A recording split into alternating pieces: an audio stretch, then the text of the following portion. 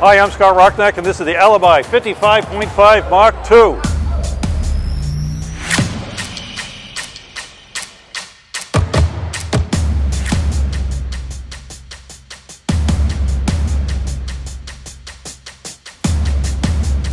This boat is available for early 2024 delivery. The construction of the boat has been kept under wraps, and now it's become publicly available.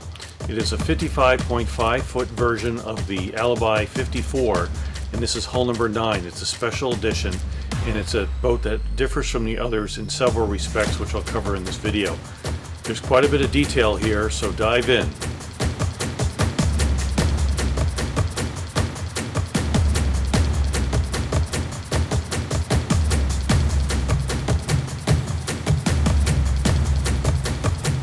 Hull number 9 has a waterline length of 55.5 feet, and overall it's about 58 feet 6 inches if you include the longeron.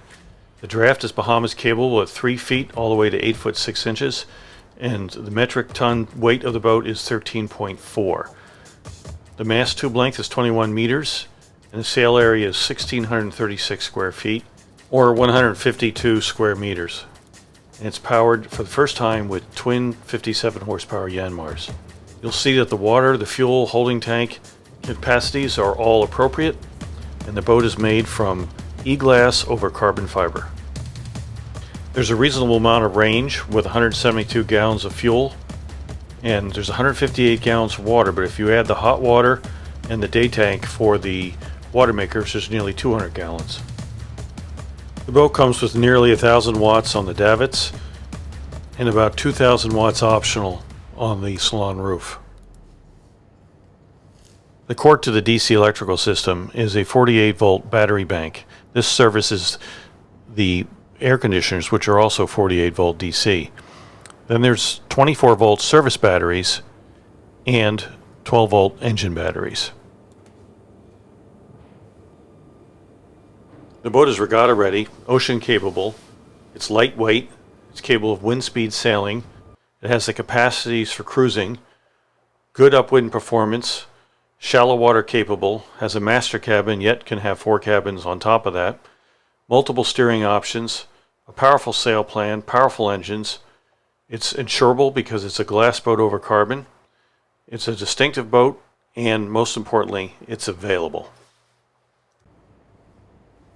The sailing rig is by Lorimar, and it is a rotating mast, carbon fiber boom, carbon fiber longeron, martingale, and crossbeam. The boat is set up for downwind sails and is self-tacking jib or staysail. All in all, it's a powerful and strong rig. On request, we can provide the North and Doyle sail packages that are proposed for the boat. This would include a flat top main, a self-tending jib, zero reacher, and a top-down furling gennaker. And now onto the detailed review of the boat itself.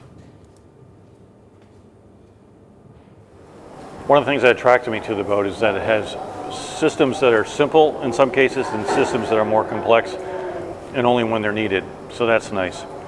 The hulls themselves, of course, are fiberglass. It's a cord fiberglass, but all the substructure, including the deck, are carbon fiber. So it's a really interesting combination that allows for less money for insurance, but in reality, the boat is still a very light boat, and it's a strong boat. It's a wide boat. It's good for offshore travel. It has the proper carbon fiber longeron, martingale, and crossbeam up here. You can have 4 sets of people sleeping in the boat, so it has 4 cabins. All those things are all kind of key in this size boat, and it's set up well for it. It's going to be a fast boat. All the predecessors are fast, and we have numbers for them. But this boat's going to be particularly interesting in that it seems to be it's going to be lighter, and it has more carbon fiber in it. It has larger engines. Again, it has less complexity than the previous models. It doesn't have the retracting propeller shaft. It doesn't have the cassette rudders. Those were just, they're good, but they're problematic. This doesn't have it, so this is a typical shallow draft boat, but not super duper shallow. It's like, just around 4 feet or under. And the proper number will be on the bottom of the screen. It is a daggerboard boat, so it has upwind performance. It has multiple steering stations, which is really nice to have, a big cockpit, big salon, proper galley, nice davits. The previous boats had the dinghy stored here. Now they're on the davits aft. It just makes things a little bit easier. All the right hardware, Yanmar, Harkin, and so forth. Miele stove and oven if you wish. Very nice cushions inside, good woodwork. Everything's done with the idea of weight. I think if you had to guess if this boat was a regatta boat or if it's a cruising boat, it might tend to be a cruising boat that can do regattas very well. It's a boat that you'll probably cruise maybe with a reef occasionally, maybe full sail, and regatta with the right crew, this thing should really, really go. It's 55.5 feet on the waterline. It has good spacing for all the crew. Options for forward sails are, there's a forward setup for a spinnaker, an A1, a G1. There's option for a code 0 reacher, and you can have an overlapping jib if you wish, or just a self-tending jib. And if you wanted, you could set it up for staysail as well. The main is manageable. The tube on the deck is around 21 meters. I'll put the number on the bottom of the screen if that's not correct. It's a proper setup boat with all the right components that you would imagine a semi-production or custom boat would be.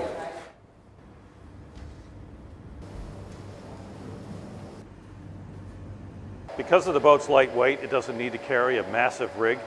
Therefore, you don't have a several hundred-pound sail that you have to manhandle, and you don't have a very high air draft that you're going to have to deal with. It's still a very performance-oriented boat, and there will be times that you sail it just with a reef and maybe a staysail-style jib, but that's all within the realm of the way this boat is equipped. The original boat up high here had some tumble home, and that twist has been taken out, and the boat has been extended back another 1.5 feet, so from 54 to 55.5 feet, with the concept here of being able to raise the transom out of the water, or the top part of the swim platform not being buried and being above the water when the boat is sailing. The boat has a fairly high bridge deck from the waterline. It has a gentle entry here. You can see there are manifolds for drains here with a guard in front of it, and there are reinforcement carbon fiber beams going down the center of this bridge deck its entire length. Any above waterline drain will be on the inside of the boat, so you have air conditioning vents and so forth. Up high bilge pump drains and so forth will be on the inside underneath the bridge deck. The escape hatch obviously is right here, and we're going to have a D-ring here, a D-ring forward, D-ring back. Underneath of the bridge deck will be non-skidded and painted red, as will the bottom of the dagger boards and the bottom of the rudders. It's not particularly easy to see here, but the bridge deck actually goes up. See that? Tapers up at the aft end.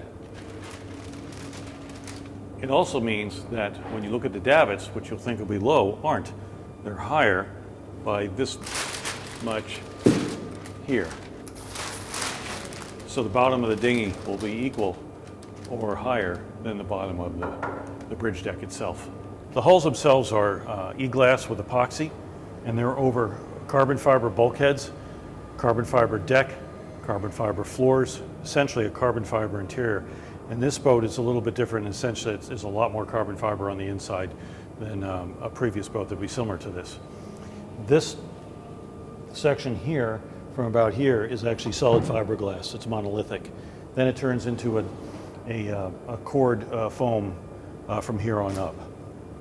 The bows of the boat are designed to be sacrificial. They're filled with foam. They're glued and tabbed on separately. These are carbon fiber davits on the boat with external line controls. They are designed to take a rigid or inflatable dinghy. The davits are designed to take the weight of both the boat, the motor, and the dinghy filled with water. The dinghy bottom can be above the bottom of the bridge deck. The longeron on the boat right now is loose aft, but there's a crossbeam. And you can see how strong the crossbeam is because the aft end is hanging down by about this much right now. It's not twisting the crossbeam. It's a pretty strong arrangement. There's also a carbon fiber martingale. This whole arrangement here is carbon fiber. So carbon fiber crossbeam, carbon fiber longeron, and this is set right now. It's not attached to the back of the boat, so it's leaning down, but you can see that even though it's torquing on the crossbeam, it's not moving it. That's how strong the crossbeam is. So this is it's actually attached and fastened at the ends here with it's actually tabbed in with carbon fiber. The netting on the boat is at this level, and there are 4 different sets of netting. One where I'm standing, one aft in the middle, one here, one there, and one over here. That's a seating area, and that could be a seating area as well.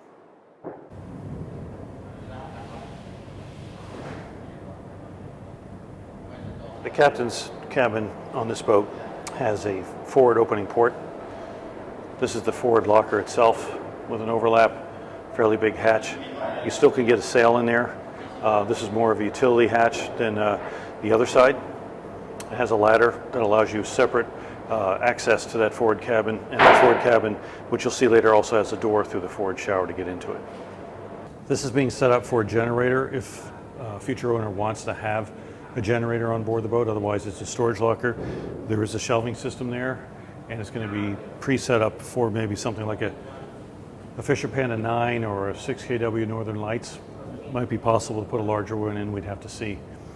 It's all been epoxy coated and painted, and the hatch that goes over this has steps, which I'll also show you later. Moving forward, there's going to be an inset piece here for a seat, but there's also a sail track for the staysail, or if it's a self-tending jib. And behind it and under it is the fuel tank. This is the anchor well side. It's also a place to put the life raft. The life raft has an escape hatch underneath of it that you can open up and pull the life raft through. And there's also a lot of room in here for chain. The boat has a saltwater and freshwater washdown. It can hold 100 meters of chain in here. And the way it's set up is the anchor comes out from the bridge deck and can be dropped here or stored here for offshore, or it can be carried forward to the crossbeam on a series of rollers, and it has holders for the anchor to bring it back and forth. And you can leave it out there when you're just day sailing or sailing coastal and have an easier time at anchoring with the pivot point up front, or for offshore, have your weight back here. So it's sort of the best of both worlds in that sense. There's a built-in shroud here. It helps keep water off the back end of the trampoline here where the seat is and so forth, but it's also a mounting place for a reversing Harkin winch that's used as a downhaul for your forward sails, your spinnaker and your Code Zero. The boat is unique in the sense that it has a large settee here for several people. It has a backrest seat. The self-tending sail track is behind you, and of course you're going to have a sheet coming up for your staysail or your self-tacking jib. So if you're actually sitting here and using it, you would put your stopper on the inboard side so it doesn't come flying towards you if someone decides to tack or jibe. The boat has a rotating mast right here, and it has an opening port behind the mast. That vertical section actually is mostly a port that opens. So there's reasonably wide decks here, and again your dagger board is outboard, so you can walk completely by it. You have a tow rail, actually, which is nice. You have an overhang. You have insetted windows. You have you can't see here because of the covering, but there is an inset for your fingers to go down a channel, essentially. And this boat essentially tapers all the way forward for water drain. And there is a hole here, right about there, that allows you to have all the water in one place down this mullion, but it also allows you to hook a hose to it and go into your water tank if you wanted to use rainwater for water if you needed to. This particular boat actually has 2 water makers on it, so it's unlikely that you would do that, but you could if you wanted to, and that's where you would do it. Looking forward, big access hatch here again to access a forward storage locker, but also access to the captain's cabin, which is underneath of me, and that's the hatch for it there. You have perch seats both on the starboard side and the port side, and those are double seats, so they're quite comfortable. You've seen them on charter cats on some of the charter fleets, but it's a little bit larger than that, and it's a nice place to be. Forward, you're going to have a hard mount for your spinnaker, your asymmetrical spinnaker. Slightly after that, you can have a hard mount for your Code Zero, and those will have downhauls that are controlled by the winch in the middle. And then at the longeron itself, you're going to have your jib, and that's going to be fixed. and that'll have a one-line roller on it, where the others will have a continuous line rollers. And you can see the martingale, and you can see how that's set up. And forward of the martingale, at the very pointy part of the V, there's actually another sitting place on board the boat in that little net area. The roof has quite a bit of camber to it. Again, the drains are right here through the rain gutter, which acts like a finger hold. The two hatches on this side, the forward one opens forward, and the aft one opens aft, allowing air to come into the cabin like this. The centerpiece is a fixed Lumar hatch to let light in. This is duplicated on the other side, but the center of the boat has a light panel there, which is unique, and there's a curtain on the inside to prevent it from becoming a solarium. But it's a great way to see the sails from inside the boat.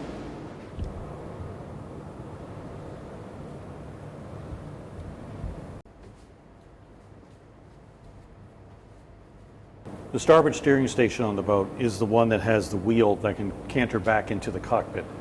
So you can get underneath the cover here and you can look forward through the opening door. It opens up so you just have the forward window to look through. Or you move it to your center section, which is right here. And this is, I'd be standing a little bit higher and the camera's going to cut off, but it's another position where you can actually look right over the hull and you can see the bows. I can see the bows from this angle. Or you can bring the cantered wheel out to the outside and there's a seat to sit on there. And it's also the same seat that you can have a tiller. This boat comes with tillers as well. So from the side seat you could use a tiller or the wheel. From this side, working from the outboard side in, when you see the drawings you'll see, but there'll be a cubby hole here for iPads and iPhones and things like that with a shelf, binoculars and so forth. Then your instrumentation will be here. And then underneath here is a pivoting instrument that allows you to point over to the side seat. It allows you to see it from the standing position or the seating position, because right here is a three-person seat with a backrest, so you can actually relax here. And it also turns inboards for the wheel when it's in its downward position, or if you're just on watch and you're sitting down there, you can see what the instruments are. It's going to be up to the owner what kind of instruments there are. There's a base B and G package that comes with it. But there's still time to make some decisions on how this can be configured or layout. If we go a little bit further down the build, obviously we're just going to make our own decisions and choose, but that's basically the concept right now. There's also a possibility of putting pods up here on the top of the deck for wind instruments and so forth. So it's a really good cockpit setup if you wish. This is the position of where the other seat is. It's about this high, and I can have my hand on the tiller. It's a straight back and forth tiller on both sides. That also can come off and be stored. It acts as a regatta tiller, just a tiller, or it could be an emergency tiller. And it comes off. It's a flush mount, so it's not in the way. You don't can trip over it, and you can move it to the forward locker. If I'm using the wheel here, I could be sitting sideways, looking forward too, just like with the tiller, but I have a wheel. I can see all these instruments because they're canted towards me, and I can also have the one I mentioned that's on below canted toward me for other data, and I can look at the pods that are up on the roof because they're slightly moved to the side. So side steering, tiller or wheel, seated steering, wheel canted inboard, undercover, looking forward. With the wheel canted inboard, this is going to be your view. You're going to look through the door that's been slid to the side, so you won't have the door in the way, and you'll see through the forward window. You'll also be able to see the instrumentation that'll be up to the upper right. The port side, there's an optional seat that comes here that can be a mirror image of the other seat, or there can be a leaning post, and you can have engine controls on the leaning post. This system can be repeated for all your instrumentation. It also has a side seat. It also has a tiller. The only big difference is that the wheel only goes from the center steering to the outside steering. So the other side's the one that comes down into the cockpit. There are many positions to either sit or steer from. Bow seats. You can sit in the center.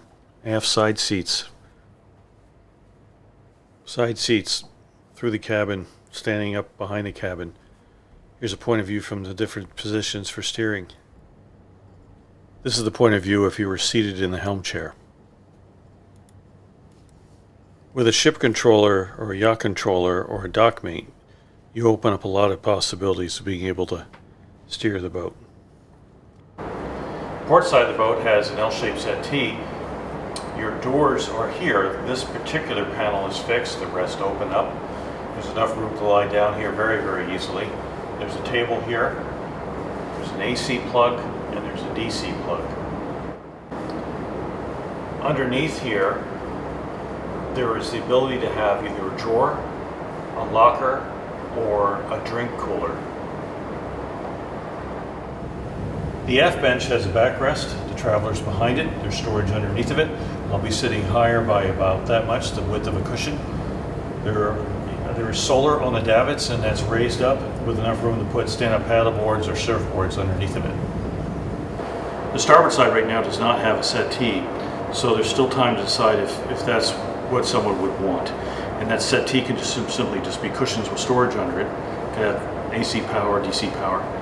You could also have an insert available, so you can put like a Dometic 24-volt fridge freezer, and that might be a good idea. So there's still a couple of options available here for the next period of time to decide what goes on the starboard side cockpit. Another option is all solar band solar over the bimini of the boat, and that would buy you about another 2 kilowatts, and that's probably a good option to have. All the controllers will go close to the far side here to me underneath, so it's a very good access, and there are some schematics available of what that might look like. This boat leans towards a bluish side of gunmetal gray. It's a unique color. It hasn't been replicated as far as I know. It's a 3-part process. It's a 2-part polyurethane, but it also has a clear coat on the outside, but actually has 3 clear coats on the outside. And you're going to find that it's a bit of a chameleon in different lights and different conditions with water and so forth, clouds and so on. It changes. And I'm going to show you a panel that's been sprayed outside in the sunlight and hopefully in the shade so you can see how that works. But overall, it's a unique color. There's still time for someone to decide if they want a boot stripe, and if so, what color. If they want a cove stripe, and if so, what color. And also what kind of bottom system you want, whether you want a copper coat that's a little bit heavier, or if you want a burnishable bottom paint. That's all available now for someone to choose. If someone doesn't choose, then the company's going to choose the colors and move on with that. But there are a lot of possibilities here.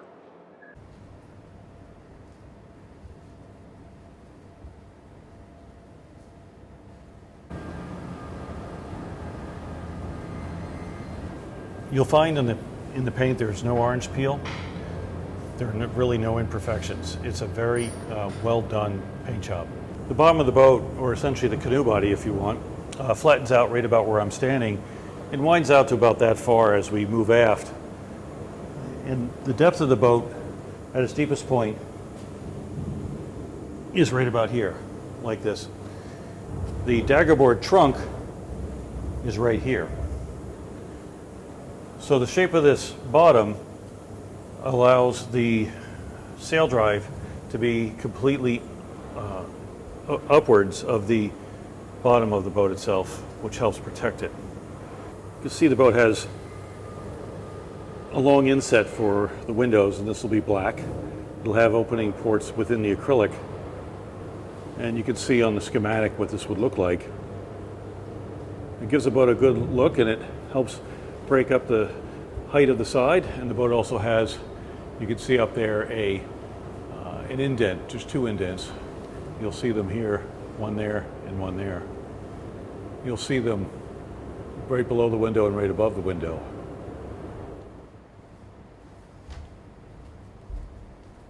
The doors open the salon into the cockpit and the cockpit into the salon. There's going to be 3 doors, 1, 2, 3, and they come all the way over here to the galley. And so this whole area will open up. It makes it very airy back and forth between the cockpit and the salon. And now, of course, this is, the boat isn't finished, doesn't have cushions and so forth, but you can get a general idea of the layout. Big L-shaped settee with a table. There's a table in the cockpit as well. There's a pretty good sized navigation station up there, and then there's a shelf to the side that could be used for a full-size chart, or you could put kitchen items like coffee makers and things like that up there. It's a high ceiling, and the ceiling comes right about here. There's not much more that, there's about this much space right here, and I'm 6'2", so it gives you a good feel. There'll be a curtain that hides these ports if you want, or they're actually solid glass. And then there's opening hatches here. Again, one that opens this way, one that opens this way on both sides with the center light, and they also have curtains and screens. Overhead, you can see a better view here of the hatches from the inside. The aft hatch opens this way. There's a fixed light here, and then this hatch opens this way. There are curtains on there. And then in the center are the 3 light panels, which also have curtains as well. Here, I just want to give you just an idea of the size of the length of the settee here. So going off in both directions, someone could be leaning against the cushion, facing aft, reading here, and have a comfortable side cushion. And over here, there's a little pod that sits in front that allows someone else to face aft, look right over the transom. But this space here alone is large enough for a very tall person. And again, behind these cushions here are the DC tech lockers, and where my legs are, where the batteries are. So they're very quick and easy access to get to the DC system. And again, the AC system is on the other side. One thing that's hard to determine from a GA is just what the actual space of the salon looks like. And you've seen a variety of boats in this size range, and you go board them at a boat show and you think, oh, it's tighter or it's wider. And my first impression of this boat when I went on it the first time is that the Salon is actually quite spacious, and it has a lot of room because of the width of the boat. So you have your galley area, you have your nav station area, then you have a very large settee and an open space right here. So it does give the illusion of a lot of space inside the boat, because there is.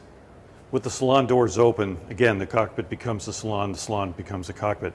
But you can see the overall feeling of space. So if I were sitting down here, and where the camera is exactly where someone might be sitting in the settee, you can see the volume of space here. To get to the door is this far, and then to move even further, it's a big setup when you have a single floor like this going from the salon all the way aft.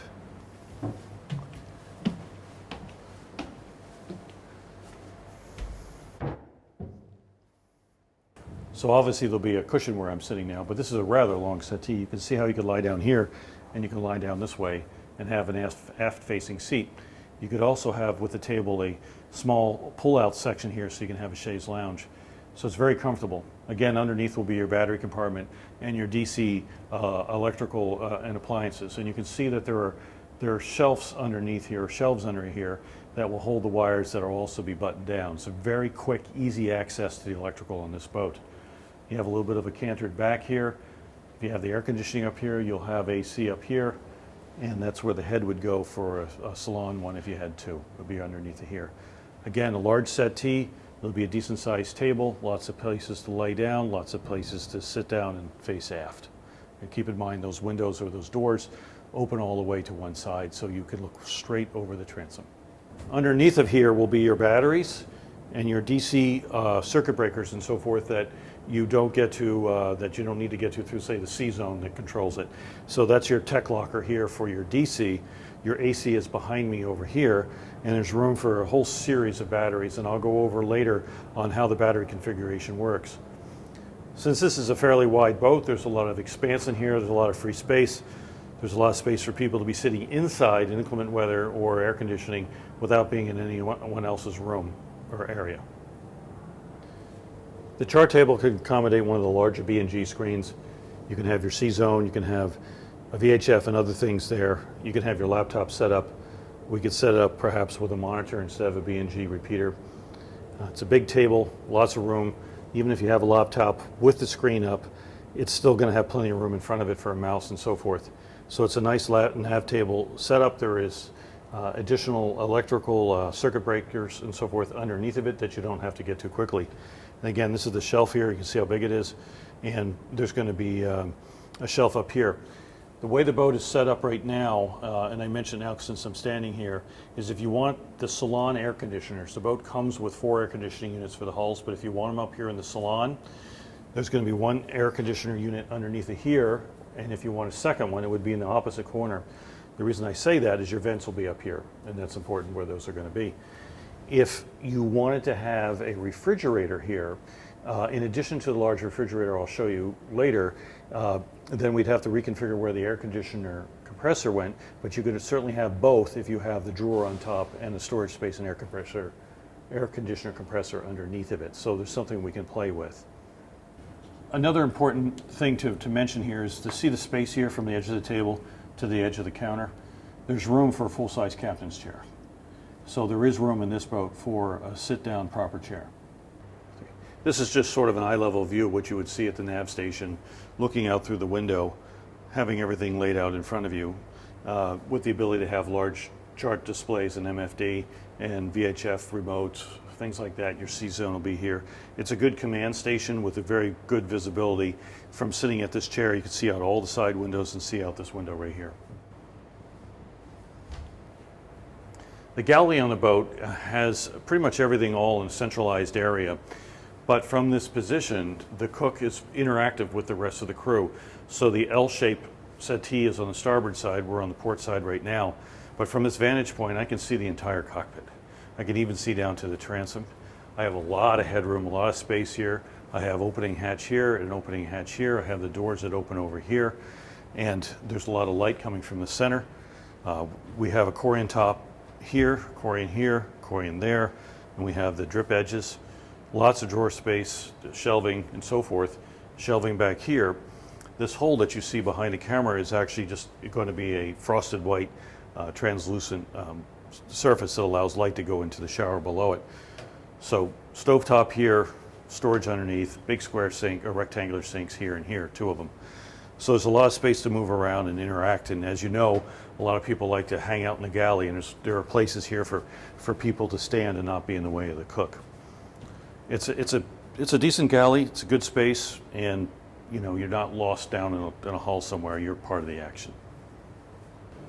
The galley is set up with a mini island with storage underneath of it. There's going to be, currently the boat is spec'd with a Miele oven and a Miele cooktop, but if someone gets involved early enough, we can switch that perhaps to a Bosch or another brand. They're electric. It's a 3-burner on the top, and of course there's an oven underneath. But there's still time to play with that, providing it fits into this space. The counter has a lip on it. There's a big double sink, lots of storage underneath, and another storage space here. And this is a good place to have for, again, a coffee maker, espresso machine, toaster, or anything like that. Can certainly fit up here to be electrical. There's electrical here and electrical here. And also this boat is currently set up for 50 hertz 230 volt European with provisions for North American. But if someone can work quick enough, we can switch it to North American with provisions the other way, or have it universal for both. This is a space for a full-size refrigerator. It has a large fridge here, and it has a freezer refrigerator drawer or freezer drawer from Vertifrigio, and that's where it fits. It fits right in here. Behind the fridge here is another storage area. There's a sort of like a locker inside with shelves that you can access. There's an access panel here, and then overhead is where all your solar controllers will be, and everything's all in one spot. Where I'm standing actually is out of the way of the alleyway. It's out of the way of the galley. It's out of the way of the entrance to the settee table here. So it's another space on the boat that someone could stand and just be part of the action, but not being, in the way of it. I'm in the bow locker, and that has a set of stairs here, but you can see there's clearly a lot of room around it. We go through a sealed door here, and from the sealed door, we access the captain's cabin, which could have a bunk or two. It has a port overhead hatch. Another door with the water closet or toilet for the captain's cabin, and it has a little sink and an in-suite shower.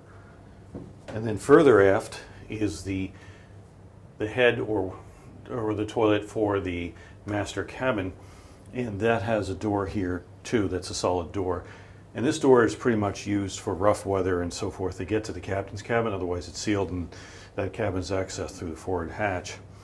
If you have kids, maybe this is the way they would go if you're occupying this cabin. Then we have a sink here for the master's cabin. There's a vanity with a big mirror and storage. There's a shelf to my left. A bunch of storage here with cubby holes and so forth, and a small hanging locker. There's the access to the salon, and then right in here is the master cabin shower. Then there's a door, and then the master cabin. Again, the height is all the same throughout the whole boat. The master cabin's on the starboard side of the boat, and the berth, which is a queen berth, is aft, and the cabin has its own door, and it has a separate door that goes into the cockpit. Queen size with a lip, and there's a lot of ventilation in here. There's a hatch that opens aft, there's a hatch overhead, There's a port light on the outside hull that opens, and more importantly, there is a door that goes to the cockpit that can be left open and lets a lot of air in here. Underneath the berth is a lot of storage. There's shelving here, as you can see, and the boat also has a separate door that closes off this one cabin from the rest of the boat. The space underneath the berth is quite extensive, and you can see, I'm standing up here. There's a lot of room to be had. There's also storage under here as well. Looking forward, there'd be a companionway door there. This is the master cabin aft companionway. The entrance from inside the hull here. That's where your port will be. This is the V-locker with steps that go up into the overhead hatch. And you can see it's quite deep. And then moving aft, you would see where the door is. In this cabin here would be the captain's cabin, which is full height. This whole boat is all the same height all the way throughout. And this is where the bunk beds will go, or the pike berth. And that has ventilation on the side here, overhead ventilation there. And then moving further aft would be the captain's cabin head, which would be this space right here, like that. And then moving aft, there would be a door, and would be the head for the master cabin. This is just where the water closet or toilet would be. And then further aft is where the sink is, shelving, and over the sink also is going to be a mirror there. More cabin space.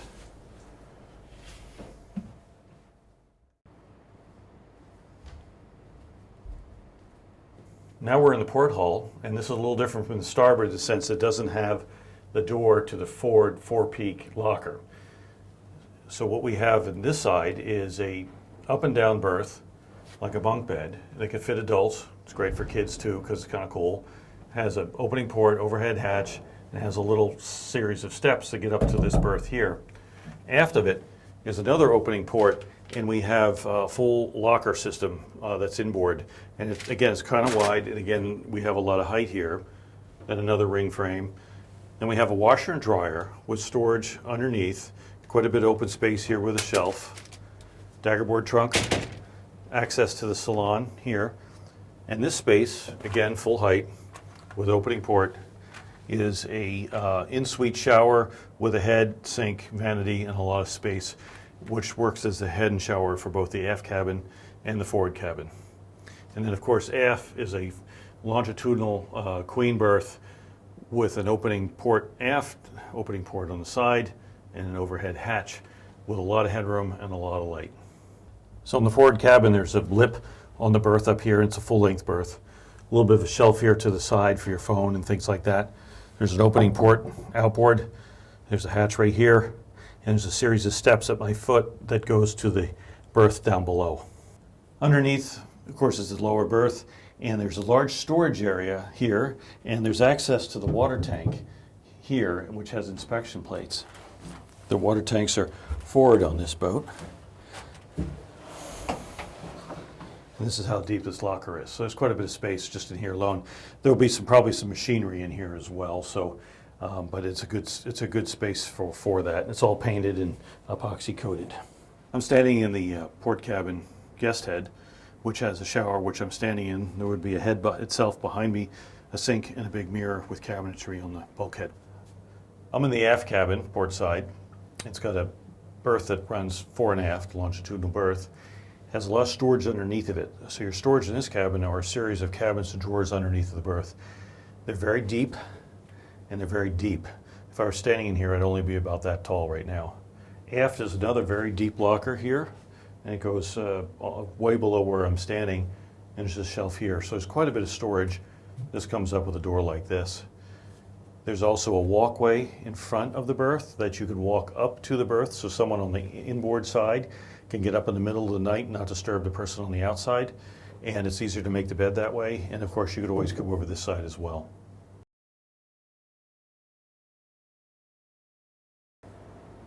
The boat is coming along rapidly. However, there still is time to make interior decor changes. And that could be either a custom designer cloths for the cushions.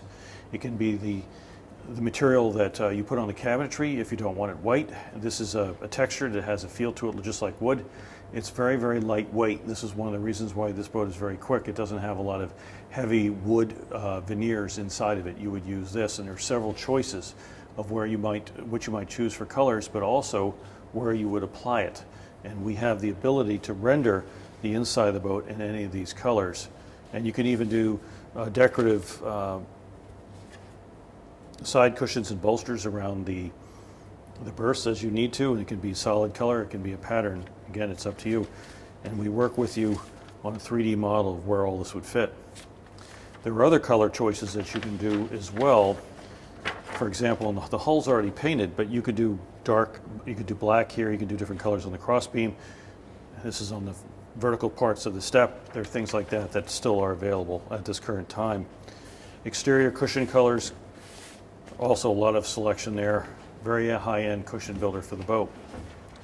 The one thing that's been done on the boat so far at this stage in construction are the Alpi floor. It's actually a wood veneer over foam, but you have nothing's been done to it. This is the color now, sort of. They call it a cherry. It's more like a walnut.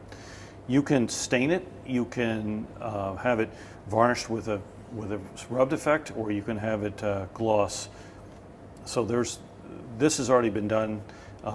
If you had to change it, it would be a rather expensive variation order to move it, but to pull it up. But this is in the boat, so you would try to make your interior somewhat match that.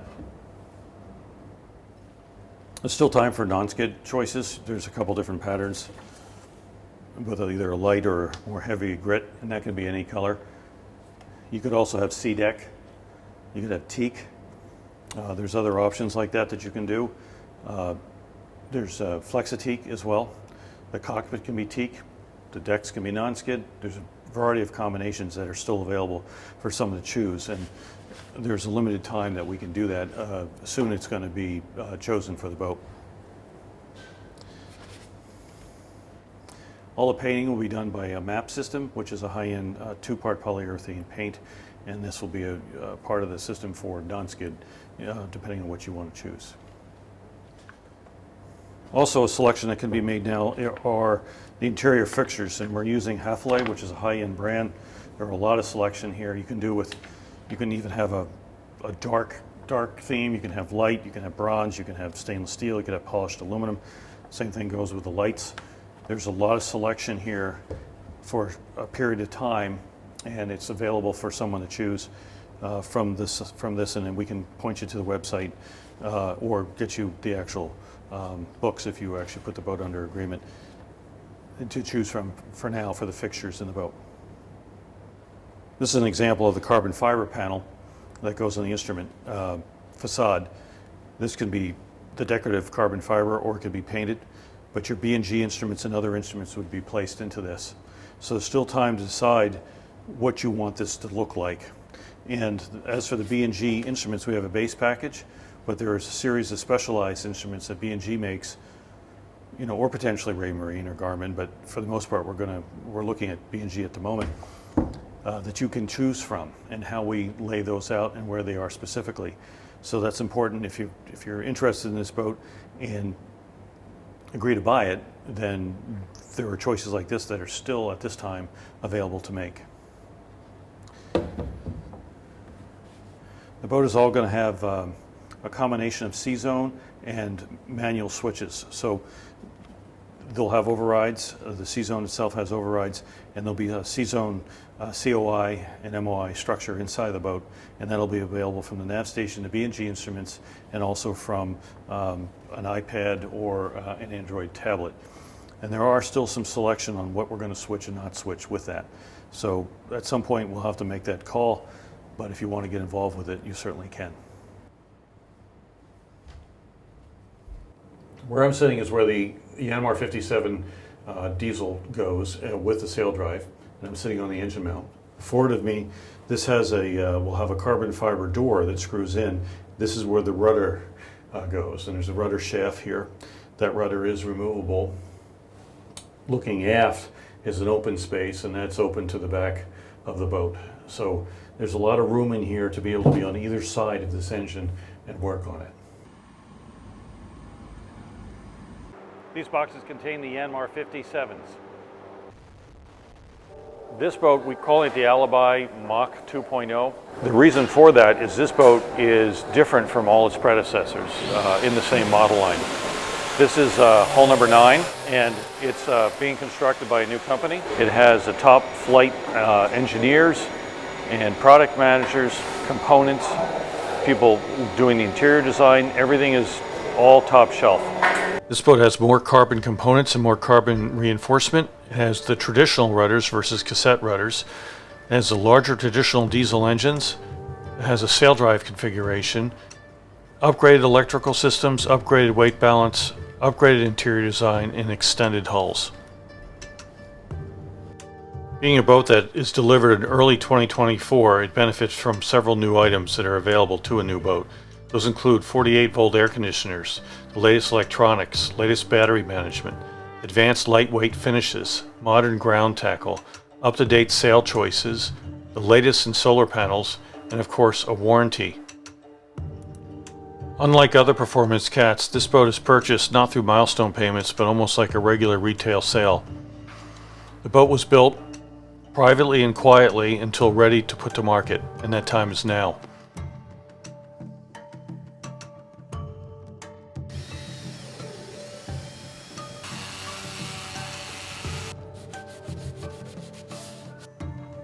Visiting this boat at the factory is a great experience.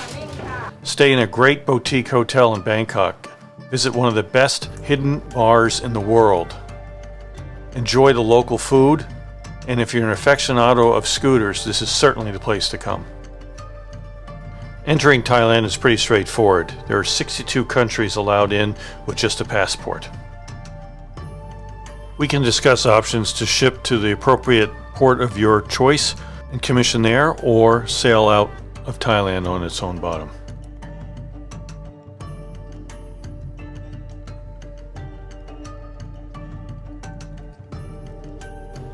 I'm Scott Rocknak, and thanks for watching.